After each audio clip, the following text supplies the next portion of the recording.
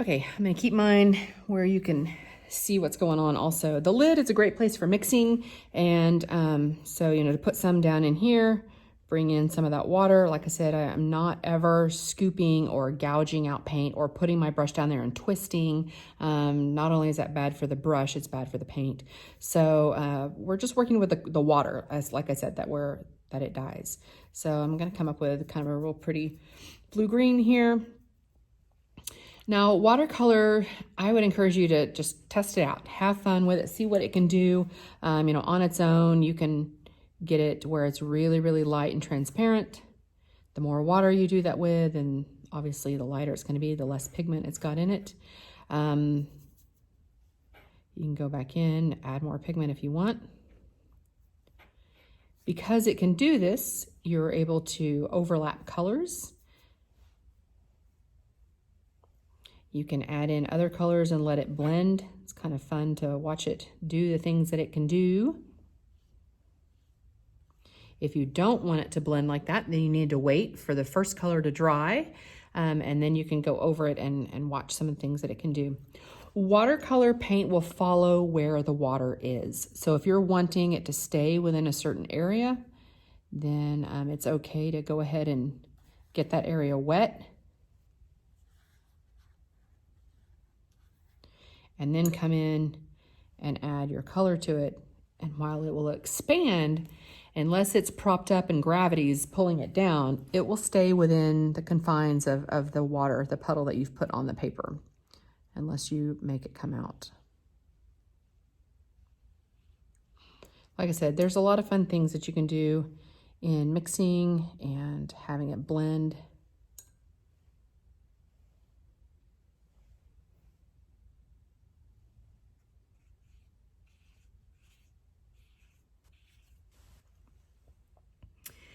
That is called wet on wet, where you get the paper wet and then add a color to it. Wet on dry is where you're obviously a wet brush on dry paper. Different kinds of brushes are in the watercolor world. Fan brushes, this is a round brush because it's round on all sides and comes to a point. My favorite one, I actually don't have here with me right now, is called a beveled brush or a bright brush. A bright brush is flat on both sides and flat on top, kind of like a typical paintbrush you would paint a wall with anyway, but definitely smaller. A beveled one is where it's just like that, but it's kind of got a chisel tip. So those are my favorite that I can do things with. They've got rakes, which has a bright brush with chunks taken out of it so that you can rake across. They've got fan brushes. So all kinds of things that you can really get into if you really decide you like watercolor or things like that. So the basic ones that I work with my students are the round brush and a bright brush, the flat one. Let's see, what else was I going to tell you? Oh, some fun things that it can do. So before it dries, while it's still wet, some of the tips and tricks, you can take the back of a brush or a tool, like I still have a ruler over here, and make marks. And it will go into those lines that you've made, create some neat texture.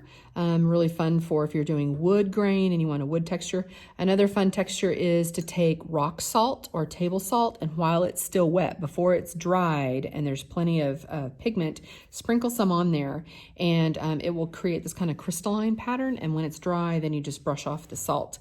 You can do the same thing with aluminum foil, plastic wrap, bubble wrap, anything like that. Once you've painted it and it's still wet, then lay that down on it, let it dry, don't move it, and when it's done and dry, you peel it off and is left a pattern behind. So a really fun thing to try. So give some of that a try.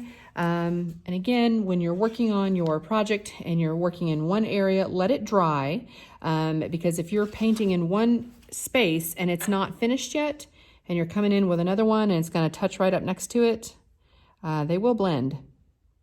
So they'll start running together unless they're completely dry. So make sure that you've got your space dry, you're working in different areas on your paper at the same time. And I think that will help you be more successful and satisfied with what you're doing. Let me know if you have any questions.